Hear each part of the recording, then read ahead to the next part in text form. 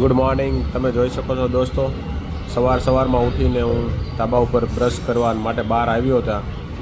ભાઈ આ પોપટ અમારા ધાબા ઉપર જે મૂકેલું છે ચણ માટે, કબૂતરા ચણ ખાય એના માટે. પહેલી વાર મેં પોપટને ઘઉં ખાતા જોયો છે. એ રીતે મારા ધાબા ઉપર આવ્યો છે ભાઈ. બાકી તો પોપટને મેં વધારે પડતા તો મરચાં ને એવું ખાતો જોયેલો છે. દેશી પોપટ આવ્યો છે ભાઈ. હમણાં અમારી આટલા એરિયામાં પોપટ ઘણા આટા મારે છે. મસ્ત છે ભાઈ. ચાલો મળીએ થોડી વાર પછી.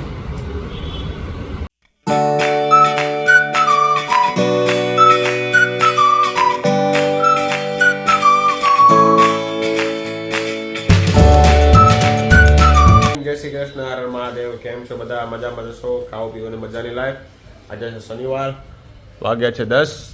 હજી આપણે ઉઠ્યા છીએ હજી તો 9:30, કારણ કે મહેમાનને રાતે 4 વાગે જવાનું હતું, એટલે એને વળાવી અને પછી પાછા સૂઈ ગયા હતા. તો ચાલો જમી લઈએ. જોડાઈ રહેજો મારી સાથે. જોઈએ જમવામાં શું છે.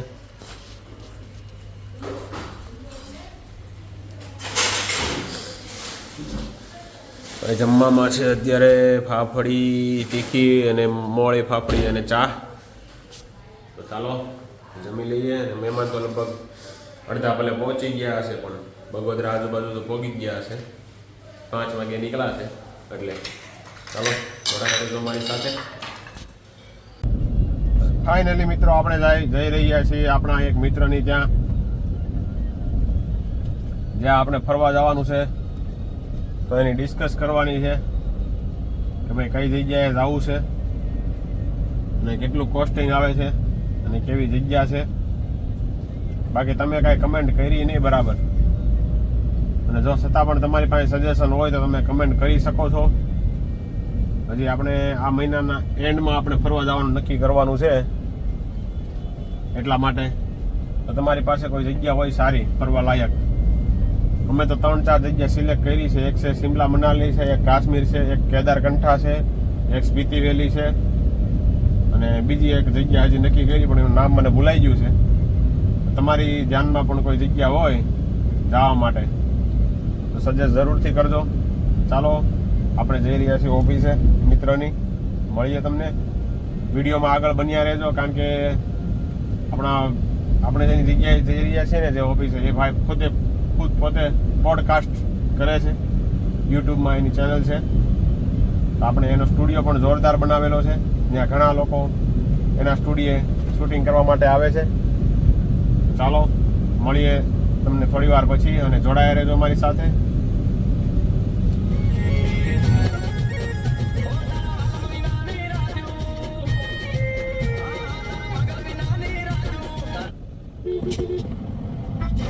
तो डिसाइड कर लिया है कि आप कोई भी अनजान स्क्रीन शेयरिंग ऐप या एसएमएस फॉरवर्डिंग ऐप डाउनलोड नहीं करेंगे.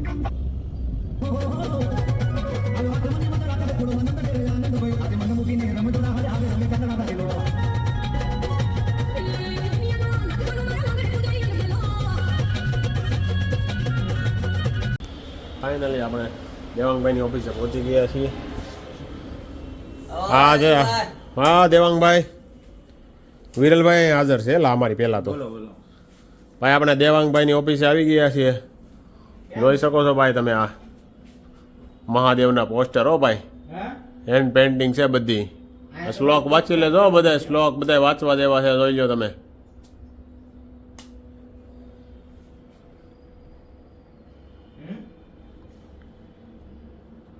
જો ભાઈ શંકર દાદાનું પ્રતિમા જોરદાર છે. હો આમાં 500 હમાઈ ગયા. હો આમ નામ નથી બેની. તો હિડન હિન્દુ જોરદાર ચોપડી છે ભાઈ. આ વાંચી લેજો એકવાર. મંગાવી લેજો તમે ઓનલાઈન ગમે ત્યાંથી, કોઈ પણ પુસ્તકની જગ્યાએથી.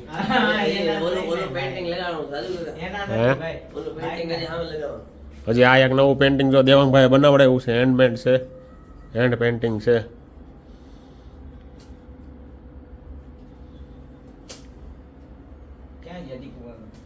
દીપુ કાકા વૈયા ગયા છે ભાઈ.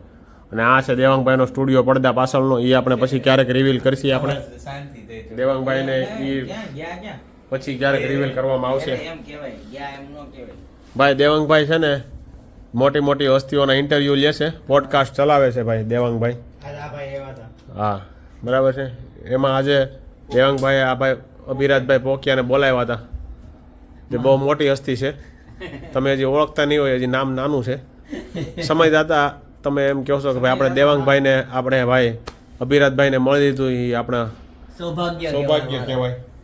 એટલે દેવાંગભાઈની ઓફિસે આપણે ભાઈ આવી ગયા છે. હા, અને આપણે ભાઈ દેવાંગભાઈ તમારી ચેનલનું નામ બોલો ને ભાઈ. સંવાદ વિથ દેવાંગ. ભાઈ એમાં જોરદાર પોડકાસ્ટ આવે છે, બધે સુરતની મોટી મોટી હસ્તીઓ, બીજી ઘણી હસ્તીઓ છે, તે એના બધાના ઇન્ટરવ્યૂ લીધેલા છે આ દેવાંગભાઈએ. તો તમે પણ એ ચેનલની ભાઈની સબસ્ક્રાઇબ કરી લેજો, લાઇક શેર અને સબસ્ક્રાઇબ કરજો, અને તમારા મિત્ર પાસે પણ કરાવજો. બેલ આઇકોન દબાવજો ભાઈ એમાં, એટલે તમારે બધી નોટિફિકેશન આવી જશે. અને દેવાંગભાઈ હમણાં નવું નજરાણું પણ લાવી રહ્યા છે. થોડા ટાઈમમાં આવે છે નવું કોન્સેપ્ટ, એ તમને એની ચેનલમાં તમને મળી જશે જોવા. તો ચાલો થોડીક વાર દેવાંગભાઈ સાથે બેસીએ અને પછી જઈએ ઘર તરફ.